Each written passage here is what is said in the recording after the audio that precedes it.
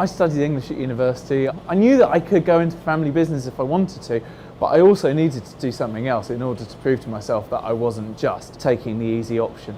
I didn't study art or sculpture. I went and got other jobs working in performance-related areas, but ultimately the draw of ice, pulled me back in.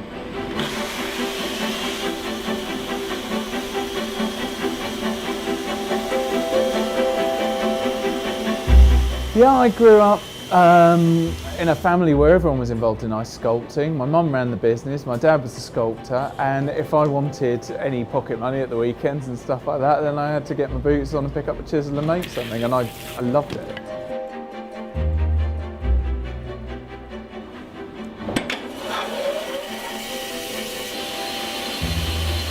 At university and after, I was working in theatres, producing and stage managing.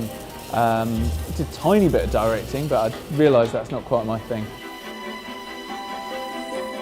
It doesn't make me sad. In some ways it's quite satisfying to see something deteriorate. It's part of the sculptural process, which is that you make something that then deteriorates. That is kind of part of the essence of what you're doing. And in that sense, it's almost more like a performance. Like a live performance, something that you see that happens at that time. You can capture it up to a point, you can record it, you can photograph it, but essentially you really had to be there to experience it. I'm not a very sentimental person, so I don't get I don't get massively attached to things. Making things is very important, understanding your tools, knowing all different techniques and stuff like that. And that element of it appeals to people who are quite practical and quite literal, as well as very creative. And I think that probably keys into why you don't care so much about it emotionally after a certain point. If it's a success, if you present it as a success, that really matters.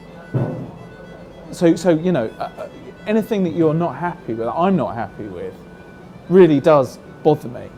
It's not that I don't care about that, but I don't care about the fact that it ultimately dies. That's fine.